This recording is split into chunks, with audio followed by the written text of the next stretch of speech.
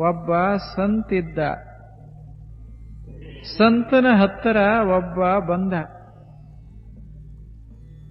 ಶಿಷ್ಯ ಬಂದ. ಸಂತನಿಗೆ ಪ್ರಾರ್ಥನೆ ಮಾಡಿಕೊಂಡ, ಗುರುಗಳೇ, ನನಗೆ ಭಗವಂತನ ಕಾಣಬೇಕಾಗ್ಯದ. ನನಗೂ ಸಾಕಷ್ಟು ವಯಸ್ಸಾತೀಗ, 60 ವರ್ಷ ವಯಸ್ಸ. ಇನ್ನೆಷ್ಟು ದಿವಸ ಬದುಕಲಿಕ್ಕೆ ಸಾಧ್ಯದ? ಕೊನೆ ವಯಸ್ಸಿನೊಳಗೆ ಒಂದಿಷ್ಟು ಭಗವದ್ ದರ್ಶನ ಮಾಡ್ಕೋಬೇಕಂತ ಬಹಳ ಇಚ್ಛೆ.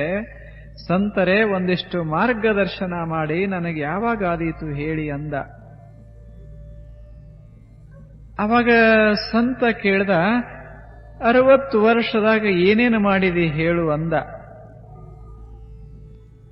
ಅವಾಗ ಮನುಷ್ಯ ಹೇಳ್ತಾನೆ, ಎಲ್ಲ ಮಾಡಿದ್ದೇನೆ, ಧರ್ಮವನ್ನು ಮಾಡಿದ್ದೇನೆ, ಲೌಕಿಕ ಸಂಪಾದನೆಯನ್ನು ಮಾಡಿದ್ದೇನೆ, ಸಾಕಷ್ಟು ಮಾಡಿದ್ದೇನೆ, ದಾನ ಕೊಟ್ಟಿದ್ದೇನೆ, ಆರಾಧನಾ ಮಾಡಿದ್ದೇನೆ, ಜಪ ತಪಗಳನ್ನು ಆಚರಿಸಿದ್ದೇನೆ.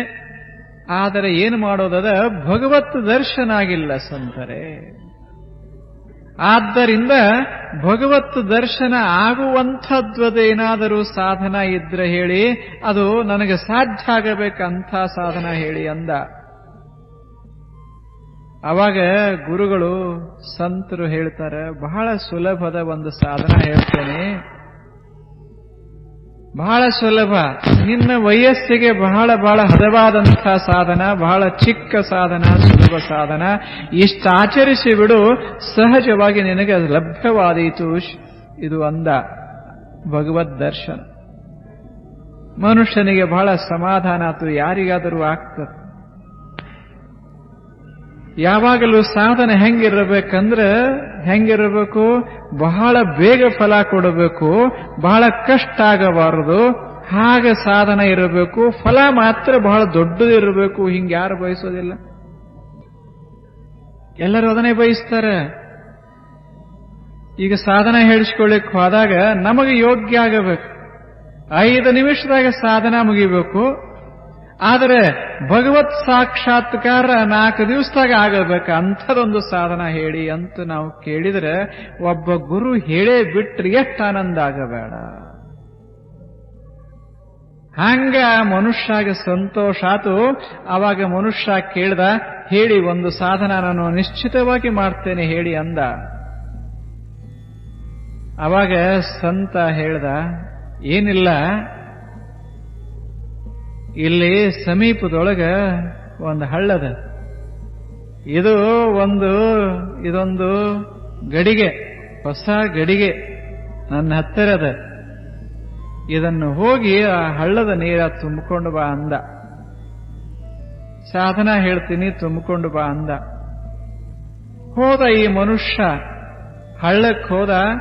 ಹಳ್ಳ ಬಂದಿತ್ತು, ರಾಡಿ ನೀರಿತ್ತು. ಅದನ್ನು ತುಂಬಿಕೊಂಡು ಹೊತ್ತುಕೊಂಡು ಸಂತರ ಸಮೀಪಕ್ಕೆ ಬಂದ. ಸಂತರದನ್ನ ಹೀಗೆ ಇಟ್ಟು ಹೇಳಿದರು, ಏನಿಲ್ಲ, ಇದೇನದ ಕೊಡ, ಈ ಕೊಡ ತಿಳಿ ಆಗುವುದರೊಳಗಾಗಿ ತಿಳಿ ಆಯಿತು ಅಂದ್ರೆ ನಿನಗೆ ಭಗವತ್ ಸಾಕ್ಷಾತ್ಕಾರ ಆಗ್ತದೆ. ಈ ತಿಳಿ ಆಗ್ತಾ ಇರೋದನ್ನ ನೋಡ್ತಾ ಇರು ಅಂದ್ರು. ಎಷ್ಟು ಸುಲಭ ಇದು ಏನೂ ಇಲ್ಲ. ಮುಂದೆ ಕೊಡ ಇಟ್ಟಾರ, ಹೇಳಿದಾರ, ಇದು ತಿಳಿಯ ಆಗ್ತಾ ಇರೋದನ್ನ ನೋಡು, ತಿಳಿ ಆಯಿತು ಅಂದ್ರೆ ಭಗವತ್ ಸಾಕ್ಷಾತ್ಕಾರ ಆಯಿತು ಅಂತ ತಿಳ್ಕೊ ಅಂದ್ರು. ಎಷ್ಟು ಆನಂದ ಆತ ಆ ಮನುಷ್ಯಾಗ. 1 ಜನ್ಮ ಅಲ್ಲ, 2 ಜನ್ಮ ಅಲ್ಲ, 4 ಜನ್ಮ ಅಲ್ಲ, 1 ಕ್ಷಣದಾಗ ನೀರು ತಿಳಿ ಆಗುವುದರಾಗ ಬ್ರಹ್ಮ ಸಾಕ್ಷಾತ್ಕಾರ ಆಗುತ್ತದಂದ್ರೆ ಯಾರು ಬ್ಯಾಡಂತಾರ?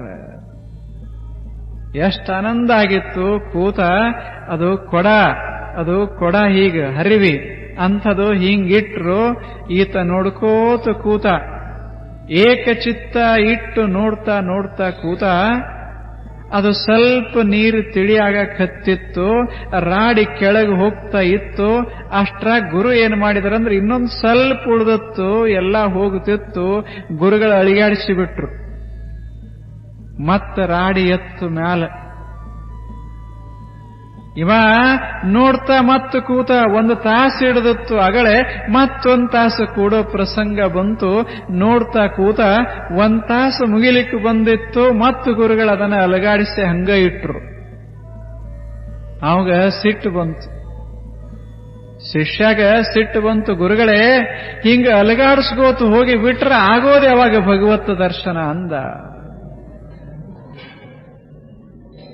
ಅವಾಗ ಗುರುಗಳು ಹೇಳಿದರು, ಹಂಗ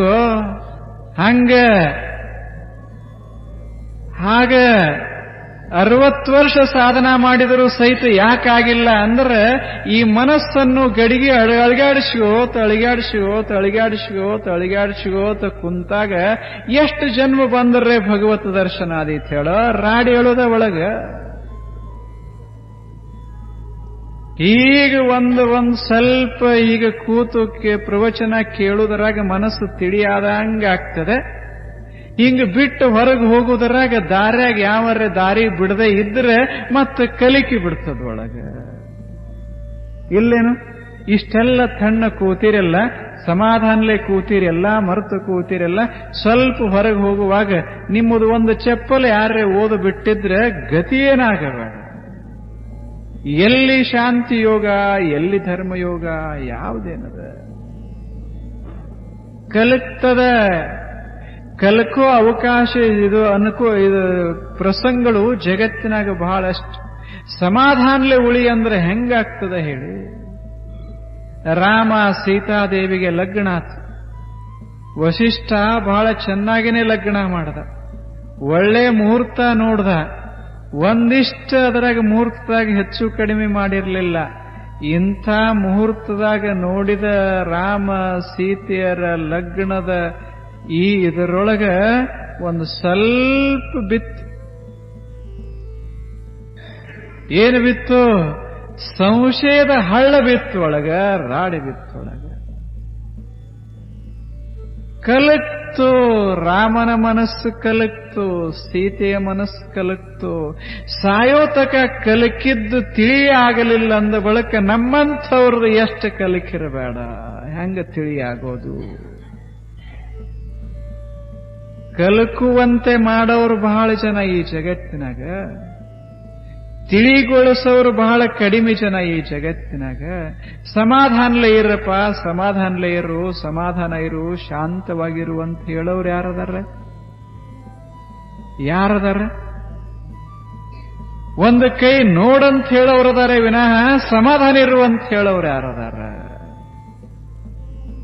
ಈಟ್ ಡ್ರಿಂಕ್ ಅಂಡ್ ಬಿ ಮೆರಿ ಅಂತ ಹೇಳೋರೆ ಬಹಳ ಜನ ಅದಾರ. ಸ್ವಲ್ಪ ಯುಕ್ತ ಆಹಾರ ವಿಹಾರ ಇರಲಿ, ಎಷ್ಟು ಬೇಕು ಅಷ್ಟೇ ತಿನ್ನು, ಎಷ್ಟು ಬೇಕು ಅಷ್ಟೇ ಮಾತನಾಡು, ಎಷ್ಟು ಬೇಕು ಅಷ್ಟೇ ವ್ಯವಹಾರ ಮಾಡುವಂತ ಹೇಳೋರು ಎಲ್ಲದಾರ? ಬಹಳ ಕಡಿಮದ ಜಗತ್ತಿನಾಗ. ಜಗತ್ತೆಲ್ಲ ಏನು ಮಾಡಾಕತ್ಯದ ಅಂದ್ರೆ ಹೊಯ್ದಾಡ್ಸಕತ್ಯದ. ಹೀಗಾಗಿ ನಾವು ಎಷ್ಟೇ ಕಷ್ಟಪಟ್ಟು ನಮ್ಮ ಮನ್ಯಾಗ ಧ್ಯಾನ ಮಾಡ್ತೇವಿ ಅಂದ್ರೂ ಮನಿ ವಾತಾವರಣದಾಗ ಹೊಯ್ದಾಡ್ತದ ಮನಸ್ಸ, ಹೊಯ್ದಾಡ್ತದ. ಯಾಕೆ ಹೊಯ್ದಾಡ್ತದ ಅಂದ್ರೆ ಹೊಯ್ದಾಡುವಂಗ ಆಗ್ಯದ. ಯಾಕೆ ಹೊಯ್ದಾಡ್ತದ? ಈ ವಸ್ತುವಿನ ಬಗ್ಗೆ ಮನಸ್ಸು ಹೊಯ್ದಾಡ್ತದ. ಯಾಕೆ?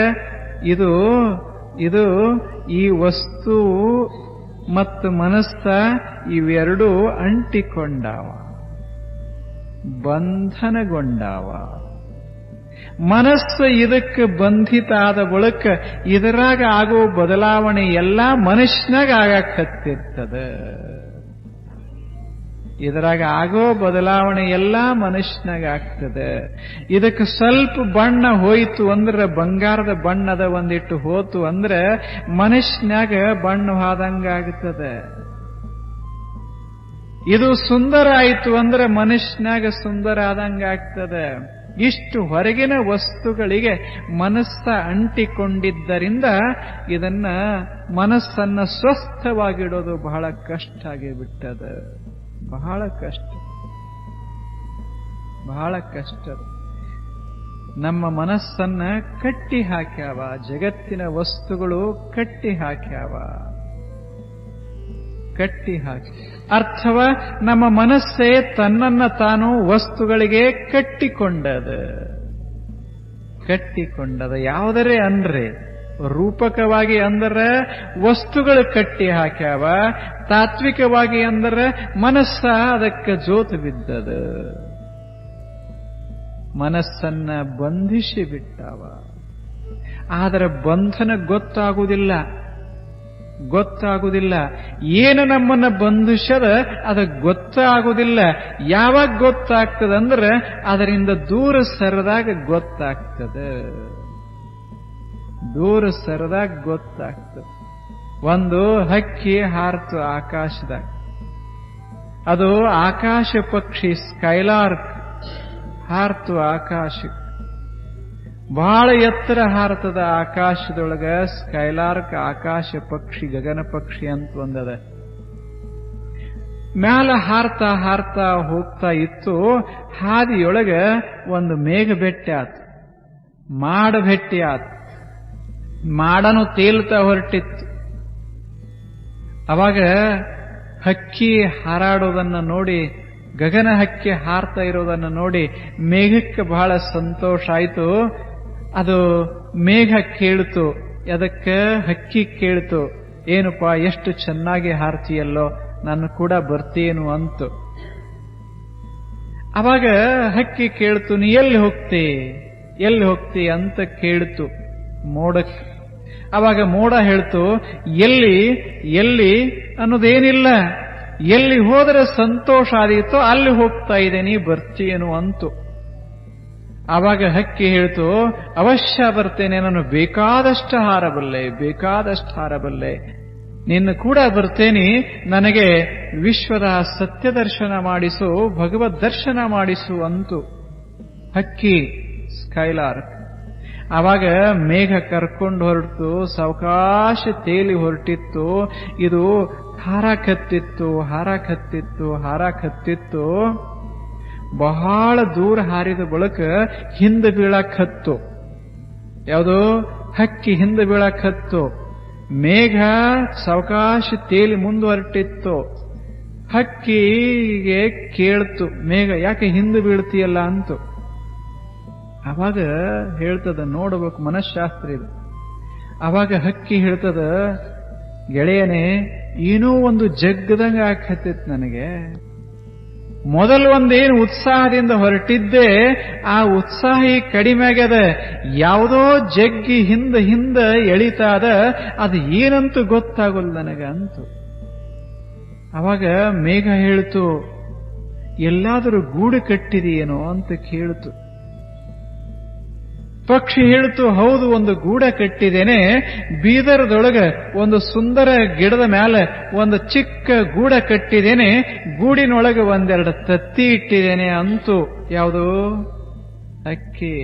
ಅವಾಗ ಮೇಘ ಹೇಳ್ತದ, ಅದ ನೋಡು ಜಗ್ಗೋದು, ಗೂಡ ಜಗ್ಗಕತ್ಯದ. ಗೂಡಿನೊಳಗಿರುವ ಎರಡು ಪಕ್ಷಿಗಳ ಎರಡು ತತ್ತಿಗಳ ಜಗ್ಗಕತ್ಯವ. ಹಾರಾಗ್ ಗೊತ್ತಾಗಲಿಲ್ಲ, ದೂರ ಹಾರಾಗ್ ಗೊತ್ತಾಗತ್ತ ಏನ್ ಜಗ್ತದ ಅಂತ. ಮೊದಲು ಗೊತ್ತಾಗುವುದಿಲ್ಲ.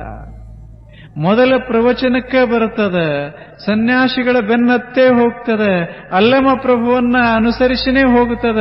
ಬಹಳ ದೂರ ಆದ ಬಳಿಕ ಗೊತ್ತಾಗ್ತದ, ಮುಂದೆ ಹೋಗ್ಲಿಕ್ಕಾಗುವುದಿಲ್ಲ, ಮತ್ತೆ ಬರಬೇಕಾಗ್ತದ ಅಂತ ಅನ್ಸಕ್ ಶುರುವಾಗ್ತದ ಮನಸ್ಸಿಗೆ. Something is pulling us back. ಏನೋ ಒಂದು ಜಗ್ತದ ಮನಸ್ಸಿಗೆ. ಅದು ಏನನ್ನೋದನ್ನ ನಾವು ನಮ್ಮಷ್ಟಕ್ಕ ವಿಚಾರ ಮಾಡಬೇಕು. ನನಗೇನು ಜಗ್ಗತದ ನನಗ್ ಗೊತ್ತಿರ್ತದ, ನಿಮಗೇನು ಜಗ್ಗತದ ನಿಮಗ್ ಗೊತ್ತಿರ್ತದ. ಅದು ಏನಂತ ನಾ ಹೇಳಬಾರ್ದ ನಿಮಗ, ನೀವು ಕೇಳಬಾರ್ದ ನನಗ.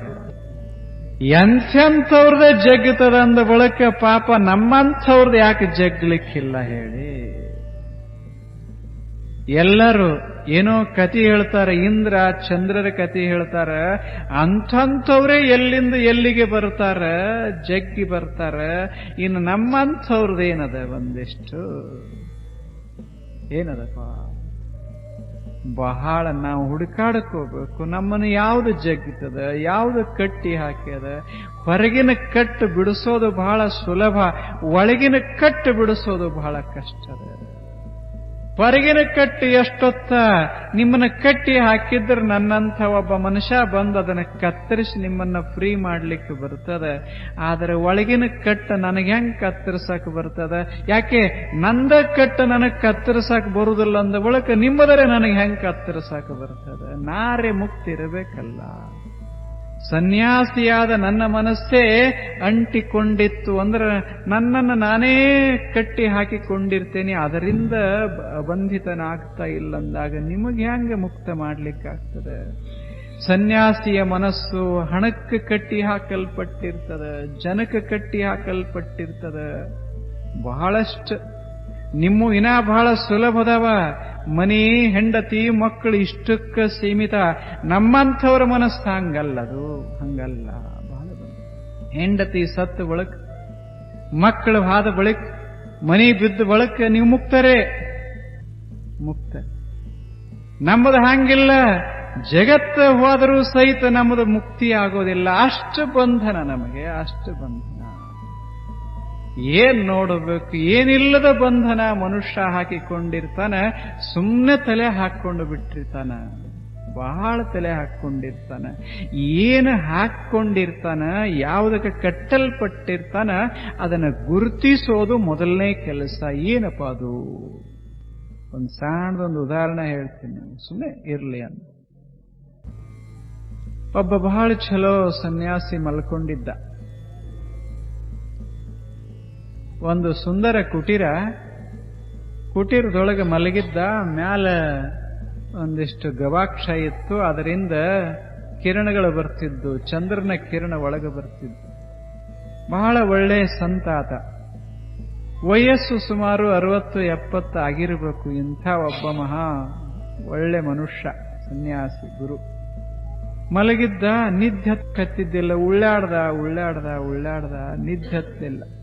ಬಹಳ ಒಳ್ಳೆ ಸಂತ. ಈಗ ಉಳ್ಳಾಡ್ತಾ ಇರೋದನ್ನ, ಮನಸ್ಸಿಗೆ ತಾಪ ಮಾಡಿಕೊಂಡು ಉರುಳಾಡ್ತಾ ಇರೋದನ್ನ ಭಗವಂತ ಕಂಡು ಒಳಗೆ ಬಂದ, ಕುಟೀರದಾಗ ಬಂದ. ಮತ್ತು ಯಾವ ಭಗವಂತ, ಎಲ್ಲಿಂದ ಬಂದ, ಹೇಗೆ ಬಂದ ಕೇಳಬಾರದು. ಇದು ಕಥೆ. ಪರಮಾತ್ಮ ಹೀಗೆ ಇಳಿದು ಬಂದ, ಕುಟೀರದಾಗ ಬಂದ. ಸಂತನಿಕೆಯ ಸಂತ ಮಕ್ಕೊಂಡಿದ್ದೆಲ್ಲ ಕೇಳ್ದ. ನಾನು ಭಗವಂತ ಏಳು ಅಂದ. ಮುದುಕ ಎದ್ದು ಕೂತ. ಬಹಳ ಸಂತೋಷ ಆತು. ಏನು ಭಗವಂತ, ನೀನು ದರ್ಶನ ಕೊಟ್ಟು ನಾನು ಕೃತಾರ್ಥನಾದೆ ಅಂದ. ಕೃತಾರ್ಥ ಇರ್ಲಪ್ಪ, ನೀ ಯಾಕೆ ಉಳ್ಳಾಡಕ್ ಹತ್ತಿದಿ ಹೇಳು ಅಂದ. ನಿದ್ರಿ ಯಾಕೆ ಮಾಡೋದಿಲ್ಲ ಅಂದ. ಅವಾಗ ಸಂತ ಹೇಳ್ದ, ಹೇಗೆ ಮಾಡ್ಲಿ ಪ್ರಭುವೆ? ಭಗವಂತನೇ ಹೇಗೆ ನಿದ್ರಿ ಮಾಡ್ಲಿ ಹೇಳಿ? ಜಗತ್ತಿನಾಗ ಎಷ್ಟು ಕಷ್ಟ, ಜಗತ್ತಿನಾಗ ಎಂಥ ಬಡತನ, ಜಗತ್ತಿನಾಗ ಎಷ್ಟು ಅಜ್ಞಾನ, ಎಷ್ಟು ಹಿಂಸೆ. ಇದನ್ನೆಲ್ಲ ನೆನೆಸಿಕೊಂಡಾಗ ನಿದ್ರೆ ಹೆಂಗ ಹತ್ತದ ಭಗವಂತನೇ, ನಿದ್ರೆ ಹೆಂಗ ಹತ್ತದ? ಅವಾಗ ಭಗವಂತಂದ ಆ ಜಗತ್ತಿನ ಗೊಡವೆ ನಿಮಗೆ ಯಾಕಪ್ಪ? ಅದೆಲ್ಲ ತಗೊಂಡು ಏನು ಮಾಡ್ತೀವಿ? ಚಂದಾಗಿ ಮಲ್ಕೋರು ಒಂದಿಷ್ಟು. ನಾಳೆ ಬೆಳಿಗ್ಗೆ ಎದ್ದ ಬಳಿಕ ಶುರು ಮಾಡಕ್ಕಂತ ಚಿಂತೆ ಈಗ ಮಲ್ಕೋ ಒಂದಿಷ್ಟು. ಸಂತ ಹೇಳ್ದ, ಹೆಂಗ ಮಲ್ಕೊಳ್ಳೋದು ಹೇಳಿ? ಜಗತ್ತಿಷ್ಟೆಲ್ಲ ಕಷ್ಟಕ್ಕೀಡಾದಾಗ ನನಗೆ ನಿದ್ರೆ ಹೆಂಗ ಬರೋದು ಹೇಳಿ? ಆವಾಗ ಭಗವಂತಂದ, ಜಗತ್ತನ್ನು ನಿರ್ಮಾಣ ಮಾಡಿದ ನನಗ ಆ ಚಿಂತೆ ಇರಬೇಕೆ ವಿನಃ ನೀನು ಮಾಡಿಲ್ಲ ಬಿಟ್ಟಿಲ್ಲ, ನಿನಗ್ಯಾಕೆ ಆ ಚಿಂತೆ?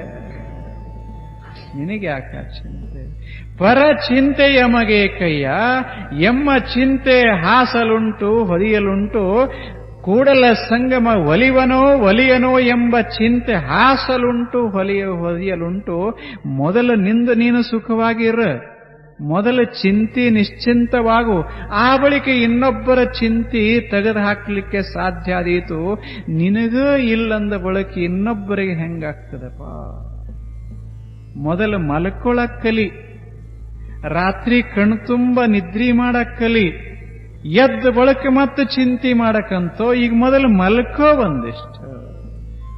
ನನಗೆ ಚಿಂತೆ ಎತ್ತದ, ನೀನು ಮಲ್ಕೊಳ್ಳದೆ ಇದ್ದರೆ ನನಗೆ ಚಿಂತೆ ಆಗ್ತದೋ, ಒಂದಿಷ್ಟು ಮಲ್ಕೋ, ಒಂದಿಷ್ಟು. ನನಗ್ ಗೊತ್ತದ ಈ ಜಗತ್ ಹೆಂಗ್ ಸುಧಾರಿಸಬೇಕು, ಈ ಜಗತ್ತನ್ನ ಹೆಂಗ ರೂಪುಗೊಳಿಸಬೇಕು ನನಗ್ ಗೊತ್ತದೆ. ನಾನು ನಿನ್ನ ಮೂಲಕ ಎಷ್ಟು ಮಾಡಿಸಬೇಕು, ಅವರ ಮೂಲಕ ಎಷ್ಟು ಮಾಡಿಸಬೇಕು, ಅವರ ಮೂಲಕ ಎಷ್ಟು ಮಾಡಿಸಬೇಕು ನನಗ್ ಗೊತ್ತದೆ. ನಾ ಮಾಡ್ತೇನೆ, ನೀ ನಿಶ್ಚಿಂತವಾಗಿ ಒಂದು ಕ್ಷಣ ಮಲ್ಕೋರು. ಬಸವಣ್ಣ ಎಷ್ಟು ಚಂದ ಹೇಳ್ದ, ಪರಚಿಂತೆ ಯಮಗೆ ಕಯ್ಯ. ಯಾಕೆ ಯಾಕೆ ಯಾಕೆ ಬಹಳ ಮಹತ್ವ. ಪರಚಿಂತೆ ಮಾಡಬೇಡ ಅಂತ ಹೇಳಿಲ್ಲ, ಯಾಕೆ ಅನ್ನೋ ಕಾರಣ ಕೊಟ್ಟಾನ. ಏನು? ಕೂಡಲ ಸಂಗಮ ಒಲದೇ ಇಲ್ಲಂದ ಬಳಿಕ ಪರಚಿಂತೆ ಯಾಕೆ ಮಾಡ್ತೀಯ? ಮಾಡು. ಯಾವಾಗ? ಕೂಡಲ ಸಂಗಮನ ಮೊದಲು ಒಲಿಸಿಕೋ. ಭಗವಂತನ ಒಲುಮೆ ಉಂಟಾಯಿತು ಅಂದ್ರೆ ಮುಂದೆ ನೀ ಏನರೇ ಮಾಡಿದರೆ ಜಗತ್ತಿನಾಗ ಸುಧಾರಣೆಗಳಾಗ್ತವ. ನಿನ್ನ ಮನಸ್ಸೇ ಕಾಮದಿಂದ ತ್ರಸ್ತವಾದಾಗ, ನಿನ್ನ ಮನಸ್ಸೇ ದ್ವೇಷದಿಂದ ತಪ್ತವಾದಾಗ ಜಗತ್ತಿನಲ್ಲಿ ಸುಧಾರಣೆ ಹೇಗೆ ಮಾಡವಪ್ಪ ನೀನು? ಮಲ್ಕೋ ಒಂದಿಷ್ಟು. ಬಂಧನ ಇದು. ಸನ್ಯಾಸಿಗೆ ಲೋಕ ಚಿಂತೆಯ ಬಂಧನ, ಅದರಿಂದ ಆತನಿಗೆ ಸತ್ಯ ದರ್ಶನ ದೂರ. ಗೃಹಸ್ಥನಿಗೆ ಕನಕ ಕಾಮಿನಿ ಕಾಂಚನದ ಬಂಧನ, ಅದರಿಂದ ಸತ್ಯ ದರ್ಶನದಿಂದ ದೂರ. ಬಂಧನ ಇರಬಾರದು. ಕನಕಿರಬೇಕು, ಕಾಮಿನಿ ಇರಬೇಕು, ಕಾಂಚನ ಇರಬೇಕು, ಲೋಕಹಿತ ಕಾರ್ಯ ಇರಬೇಕು, ಬಂಧನ ಇರಬಾರದು. ಪರಚಿಂತೆ ಯಮಗೆ ಕಯ್ಯ. ಪರರು ನಮಗೆ ಏನೇನು ಅಂತಾರ ಅನ್ನೋ ಚಿಂತೆ ನಮಗೆ ಯಾಕ? ನಾನು ಸ್ವಲ್ಪ ಅರ್ಥ ಬೇರೆ ಹೇಳಕತ್ತೀನಿ, ಗೊತ್ತಾಗಿರ್ಬೇಕು. ಪರರು ನನಗೇನು ಅಂತಾರ ಅನ್ನೋ ಚಿಂತೆ ನಮಗೆ ಯಾಕ? ಮನುಷ್ಯಾಗ ಚಿಂತೆ ಯಾವಾಗ ಶುರುವಾಗುತ್ತದಂದ್ರೆ ಯಾರರ ಏನರೇ ಅಂತಾರಲ್ಲ ಅಂತ ಚಿಂತೆ ಶುರುವಾಗುತ್ತದ. ಪರರು ಏನಂತಾರನ್ನೋ ಚಿಂತೆ ಬಿಟ್ಟು ಅಂದ್ರೆ ನೀನು ನಿಶ್ಚಿಂತನಾಗ್ತಿ, ಸೇವೆ ನಿಶ್ಚಿಂತವಾಗಿ ಸಾಕ್ತವ ಜಗತ್ತಿನಾಗ. ಇಲ್ಲದೆ ಇದ್ರೆ ಸೇವಾ ಹೇಗೆ ಮಾಡ್ಲಿಕ್ಕಾಗ್ತದೆ ಹೇಳು? ಕಸಬರಿಗೆ ಒಂದು ಹೊರಟಿತ್ತು. ಕಸಬರಿಗೆ ಏನಂತೀರಿ ನೀವು? ಅದಕ್ಕೆ ಬಾರಿಗೆ ಝಾಡು, ಬ್ರೂಮ್ ಸ್ಟಿಕ್ ಅಂತೀರಲ್ಲ, ಅದು ಒಂದು ಉದ್ದ ಬಡಿಗೆ ಎದುರಿಗೆ ಅದನ್ನ ಕಟ್ಟಿದ್ರು. ಅದು ಬಡಿಗೆ ಒಂದು ದಿವಸ ಹೊರಡ್ತು. ಏನಂತ? ಈ ಜಗತ್ತನ್ನ ಸ್ವಚ್ಛ ಮಾಡಿ ಬಿಡಬೇಕು ಅಂತ ಅದಕ್ಕೇನೋ ಉತ್ಸಾಹ ಬಂತು, ಹೊರಡ್ತು. ಅದು ಹಿಂಗ್ ಹುಡುಕೋತ್ ಹೊರಡ್ತು. ಹೋಗುವಾಗ ಒಬ್ಬ ಸಂತ ಭೇಟಿಯಾದ. ಯಾಕೋ, ಎಲ್ಲಿ ಹೊರಟಿದಿ ಅಂದ. ಆ ಬ್ರೂಮ್ ಸ್ಟಿಕ್ ಹೇಳ್ತು, ಟು ಕ್ಲೀನ್ ದ ವರ್ಲ್ಡ್ ಅಂತು. ಅವಾಗ ಸಂತ ಹೇಳ್ದ, ನೋಡಿದೇನ ಎಲ್ಲೆಲ್ಲಿ ಸಾರಿಸಿದೆಯಲ್ಲ, ಸ್ವಚ್ಛ ಮಾಡಿದಿ, ಅಲ್ಲಿ ಏನಾಗ್ಯದ ನೋಡಿದೇನು ಅಂತ ಕೇಳ್ದ. ಅದು ಹಿಂದೆ ನೋಡೇ ಇರಲಿಲ್ಲ, ಹಂಗ ಮುಂದೆ ಮಾಡ್ತಾ ಇತ್ತು. ಅವಾಗ ಸಂತ ಕೇಳಿದ ಕೂಡ್ಲೆ, ಇಲ್ಲ ನೋಡಿಲ್ಲ ಅಂತ ಹಿಂತಿರುಗಿ ನೋಡ್ತದ, ಅಲ್ಲೆಲ್ಲ ಕಸ ಬಿದ್ದಿತ್ತು. ಅದು ಕೇಳ್ತು, ಹಿಂಗ್ಯಾಕ ಅಂತ ಕೇಳ್ತು. ಅವಾಗ ಸಂತ ಹೇಳ್ದ, ನಿನ್ನೊಳಗೆ ಮೊದಲು ಕಸ ಅದ, ಬಾರಿಗೆ ಮೊದಲು ಸ್ವಚ್ಛ ಆದ ಬಳಿಕ ಜಗತ್ ಸ್ವಚ್ಛ ಆಗೋದ. ಮೊದಲು ನಿನ್ನೊಳಗೆ ಕಸ ತುಂಬಿದ ಬಳಿಕ ಅದ ಕಸ ಬೀಳ್ತಾನೆ ಹೋಗೋದೇ ವಿನ ಸ್ವಚ್ಛಂಗಾಗೋದಪ್ಪ. ಕೂಡಲ ಸಂಗಮ ಒಲಿಯನೋ ಎಂಬ ಚಿಂತೆ ಹಾಸಲುಂಟು, ಹೊದಿಯಲುಂಟು. ಪರಚಿಂತೆ ಯಮಗೆ ಕಯ್ಯ. ಮೊದಲ ಸ್ವಚ್ಛ ಆಗಲಿ, ಬಹಳ ಸ್ವಚ್ಛ ಆಗಲಿ. ಮೊದಲ ಅಬಂಧಿತ ಆಗಬೇಕು, ಮನಸ್ಸ ನಿಶ್ಚಿಂತವಾಗಬೇಕು. ಮನಸ್ಸ ನಿಶ್ಚಿಂತತೆ ಅಳವಟ್ಟು ಜಗತ್ತಿನಾಗ ಲೋಕ ಕಾರ್ಯ ಮಾಡ್ತಾ ಹಾದೇವಿ ಅಂದ್ರೆ ಕಾರ್ಯಗಳು ಫಲ ಕೊಡ್ತಾವ. ಇದು ಬಂಧನ. ನಾ ಏನ್ ಹೇಳಕತ್ತೇನೆ? ನಾನು ಬಂಧಿತ, ನೀವು ಬಂಧಿತರು. ಯಾವುದಕ್ಕನ್ನೋದನ್ನ ನಾವು ತಿಳ್ಕೋಬೇಕು. ಅದರಿಂದ ಬಂಧಿತ ಆಗೇವಿ ನಾವು. ಈ ಬಂಧನ ಇಲ್ಲದ ವ್ಯಕ್ತಿಗಳು ಬಹಳ ಜನ ಇಲ್ಲ ವಿಶ್ವದಲ್ಲಿ. ಈ ಬಂಧನ ಇರೋ ತಕ ಮನಸ್ಸ ಶಾಂತವಾಗೋದಿಲ್ಲ. ಆ ಬಂಧನವನ್ನ ಗುರುತಿಸೋದು, ಆ ಬಂಧನವನ್ನ ಕಳೆದುಕೊಳ್ಳೋದು ಹೇಗೆ? ಇದು ಪ್ರಶ್ನೆ. ನಾನು ನಿನ್ನೆ ಪ್ರಶ್ನೆ ಕೇಳಿದ್ನಲ್ಲ, ಯಾವುದು ನಮ್ಮ ಮನಸ್ಸನ್ನ ಮೋಹಗೊಳಿಸಿರ್ತದ, ಬಂಧಿಸಿರ್ತದ, ಆ ವಸ್ತುವಿನ ಬಂಧನ ಕಳ್ಕೋಬೇಕಾಗ್ತದ. ಅದು ಹೇಗೆ ಕಳ್ಕೊಳ್ಳೋದು? ವಸ್ತು ಯಾವುದಿದ್ರೆ ಏನಾಯ್ತು? ಬಂಧನ ಇದು ಬಂಧನವೇ, ಬಂಧನ ಇದು ಬಂಧನವೇ. ಇಂಥ ಬಂಧನವನ್ನ ಕಳ್ಕೋಬೇಕಾಗಿತ್ತು ಅಂದ್ರೆ ಏನು ಮಾಡಬೇಕು? ಅದಕ್ಕೊಂದು ಸುಂದರ ಉಪಾಯ. ಬಂಧನ ಕಳ್ಕೊಳ್ಳಕ್ಕೆ, ಮನಸ್ಸು ನಿರ್ಮೋಹಗೊಳ್ಳಿಕ್ಕೆ ಅತೀ ಸುಲಭವಾದ ಸುಂದರವಾದ ಒಂದು ಚಿಕ್ಕ ಉಪಾಯ ಏನು ಅಂದ್ರೆ, ಯಾವುದು ಬಂಧಿಸ್ತಾ ಇದೆ ನಮ್ಮ ಮನಸ್ಸನ್ನ ಅದರ ಸ್ವರೂಪ ತಿಳ್ಕೊಳ್ಳೋದು. ಯಾವುದು ಮನಸ್ಸನ್ನ ಕಂಗೆಡಿಸ್ತದ, ಮನಸ್ಸನ್ನ ಆಕ್ರಮಿಸಿಕೊಂಡದ, ಆ ವಸ್ತುವಿನ ಸ್ವರೂಪ, what is the nature of the object that allures us, that fascinates my mind, that binds it. What is the true nature of the object? ಅದನ್ನು ನಾವು ತಿಳ್ಕೋಬೇಕು. ಏನ್ ನಾವು ಪ್ರೀತಿಸ್ತೇವಿ ಅದರ ಸ್ವರೂಪ ಏನು ತಿಳ್ಕೋಬೇಕು. ದೇಹ ಪ್ರೀತಿಸ್ತಾ ಇದ್ರೆ ದೇಹದ ಸ್ವರೂಪ ಏನದ, ಮನೆ ಪ್ರೇಮ ಮಾಡ್ತಾ ಇದ್ರೆ ಮನೆಯ ಸ್ವರೂಪ ಏನದ, ಹಣ ಪ್ರೀತಿಸ್ತಾ ಇದ್ರೆ ಹಣದ ಸ್ವರೂಪ ಏನದ, ಮಾನ ಮರ್ಯಾದೆಗಳನ್ನ ಪ್ರೀತಿಸ್ತಾ ಇದ್ರೆ ಅದರ ಸ್ವರೂಪ ಏನದ. ಇದನ್ನ ಸ್ಪಷ್ಟ ತಿಳ್ಕೊಂಡ ಮನುಷ್ಯ ಅದರಿಂದ ಮುಕ್ತನಾಗ್ತಾನ, ಹಗರಾಗ್ತದ ಆತನಿಗೆ. ಅದಕ್ಕೆ ವಸ್ತು ದರ್ಶನ ಆಗಬೇಕಾಗ್ತದೆ. ಈ ವಸ್ತು ಹೇಗದಪ್ಪ?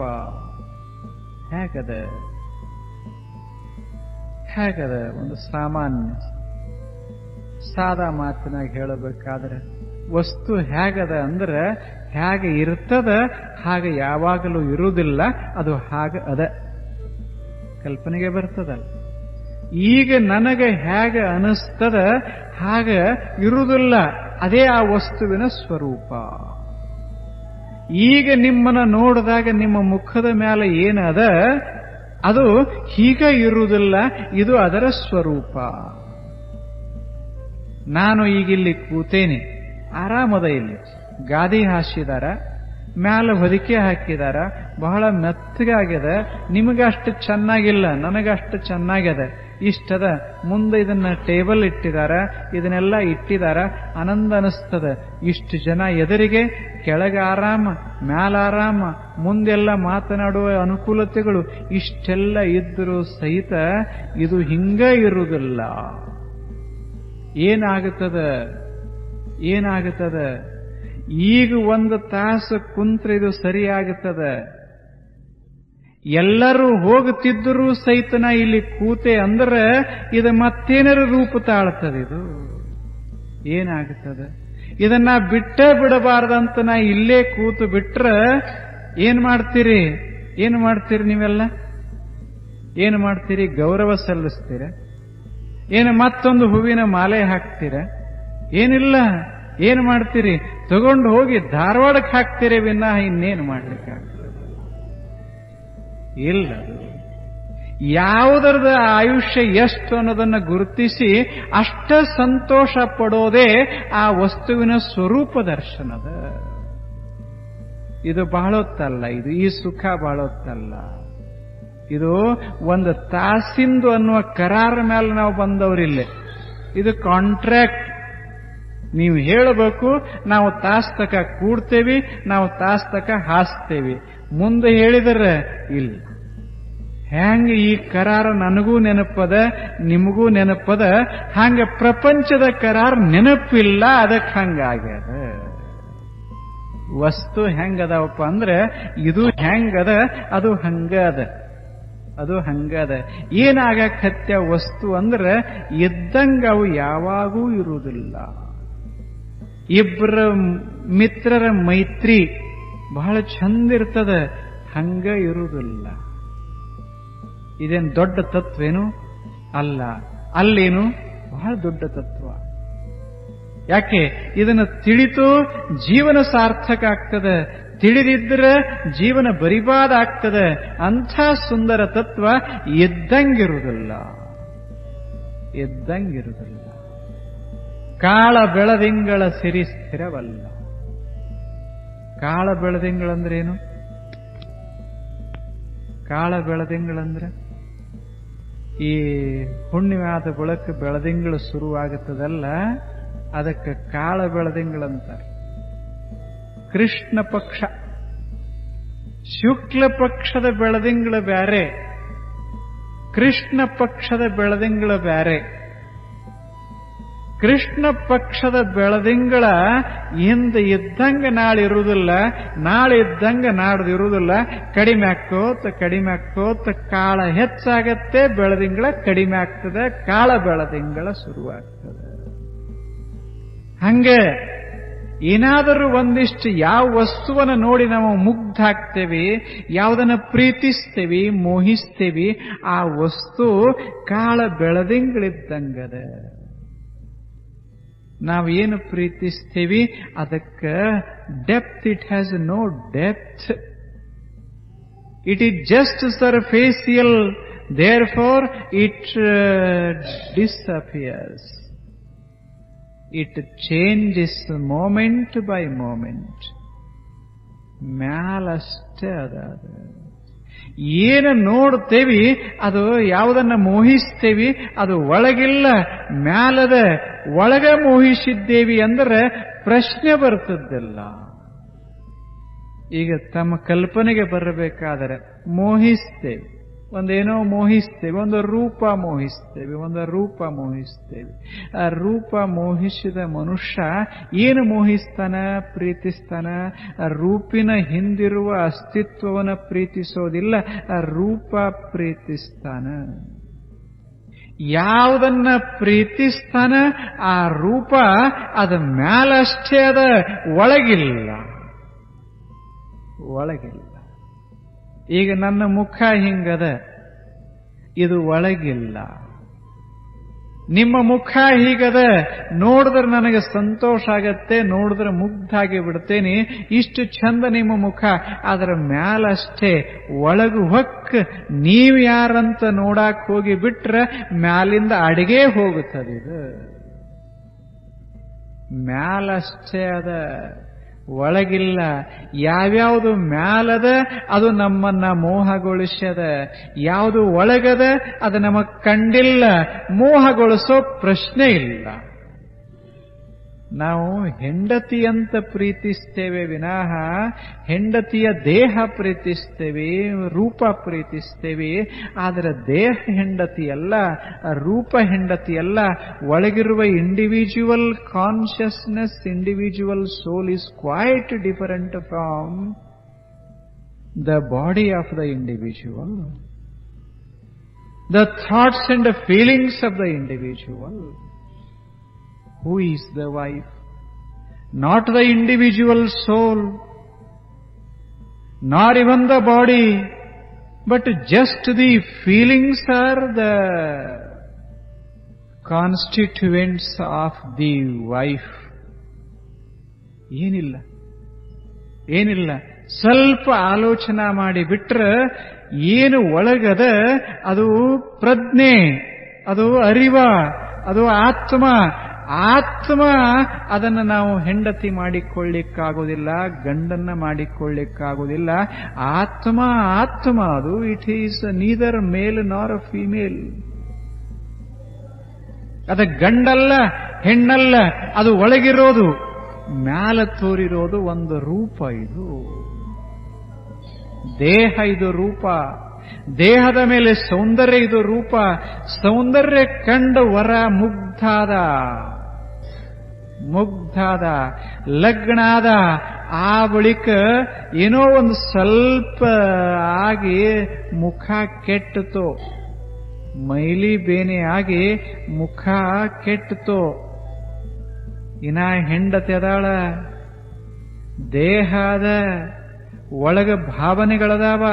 ಆದರ ಹುಡುಗ ಪ್ರೀತಿ ಕಳಕೊಂಡ, ಮೋಹ ಹೋಯಿತು. ಏನನ್ನ ಪ್ರೀತಿಸಿದ, ಯಾವುದನ್ನ ಮುಗ್ಧನಾಗಿ ಯಾವುದನ್ನ ಮೋಹಿಸಿದ ಅಂದರೆ ಯಾವುದು ಇರುವುದಿಲ್ಲ, ಜಾರ್ತದ, ಹಾಗ ಇರುವುದಿಲ್ಲ. ಅದನ್ನ ಪ್ರೀತಿಸಿದ ಮನುಷ್ಯ, ಆದ್ದರಿಂದ ಮನಸ್ಸು ಅಶಾಂತವಾಯಿತು. ಅದು ಹೊಯ್ದಾಡ್ತಾ ಇರುವಾಗ ಪ್ರೀತಿಸಿದ ಮನಸ್ಸಾದರೂ ಹೆಂಗ ಹೊಯ್ದಾಡದೆ ಇದ್ದೀತು ಹೇಳಿ? ಹೆಂಗ ಹೊಯ್ದಾಡದೆ ಇದ್ದೀತು? ಯಾವುದನ್ನ ಪ್ರೀತಿಸಿ ಪ್ರೀತಿಸಿ ಸಂತೋಷ ಪಡ್ತಿದ್ದ ಅದೇ ಮರುದಿನ ಅಷ್ಟು ಬಾಧಕ ಆಗಕ್ಕೆ ಶುರುವಾಗ್ತದೆ, ಬಾಧಕ ಆಗ್ತದೆ.